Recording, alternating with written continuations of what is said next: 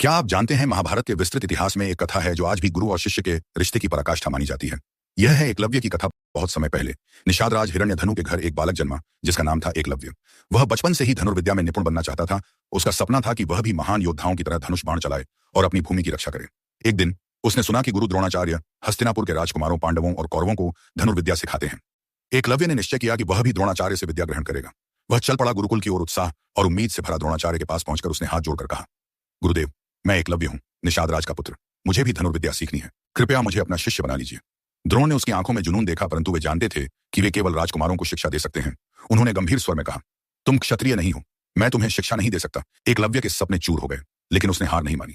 उसने लौटकर जंगल में एक एकांत स्थान पर गुरु द्रोण की मिट्टी की मूर्ति बनाई और उसे ही अपना गुरु मान लिया। वह हर दिन उसी मूर्ति के सामने अभ्यास करता, जैसे गुरु स्वयं उसे देख रहे हों। वर्षों की तपस्या और कठोर साधना के बाद एकलव्य धनुर्विद्या में इतना पारंगत हो गया कि वह बाणों से कुत्ते की आवाज भी बंद कर सकता था, बिना उसे हानि पहुंचाए। एक दिन पांडव और गुरु द्रोण शिकार पर निकले। वहां उन्होंने देखा कि एक जंगली कुत्ता बिना घायल हुए चुप हो गया है।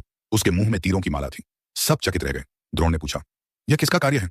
कुछ दूरी पर उन्होंने एक नवयुवक को धनुष बाण के साथ अभ्यास करते हुए देखा। द्रोणाचार्य ने पूछा, कहो बालक, तुम कौन हो? गुरुदेव, एकलव्य ने झुककर कहा, मैं एकलव्य हूं। आपने मुझे शिक्षा देने से मना किया था, पर मैंने आपकी मूर्ति बनाकर उसी को अपना गुरु मान लिया और अभ्यास करता रहा। द्रोणाचार्य आश्चर्यचकित थे।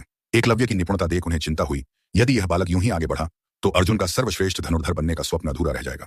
उन्होंने गंभीर स्वर में कहा, यदि तुम मुझे गुरु मानते हो तो मुझे गुरु दक्षिणा दो। एकलव्य ने बिना देर किए कहा, आज्ञा दीजिए गुरुदेव, मैं प्राण भी अर्पण कर दूंगा। मुझे तुम्हारा दाहिना अंगूठा चाहिए। द्रोण ने कहा। क्षण भर को मौन छा गया, लेकिन एकलव्य मुस्कुराया बिना किसी शिकायत के और अपने धनुष से अपना अंगूठा काटकर गुरु के चरणों में रख दिया। सभी स्तब्ध रह गए। द्रोण भी भीतर से हिल गए, पर एकलव्य की भक्ति अमर हो गई। इस कहानी से हमें क्या सीख मिलती है? एकलव्य का जीवन यह सिखाता है कि सच्ची श्रद्धा, आत्मबल और समर्पण किसी भी बाधा को पार कर सकता है। उसके पास सुविधा नहीं थी, स्वीकृति नहीं थी, परंतु उसके पास था संकल्प, और यही संकल्प उसे अमर बना गया। महाभारत के और भी ऐसे रोचक किस्से जानने के लिए हमारे चैनल को सब्सक्राइब कीजिए और कमेंट में बताइए यह कहानी आपको कैसी लगी। जय श्री कृष्ण।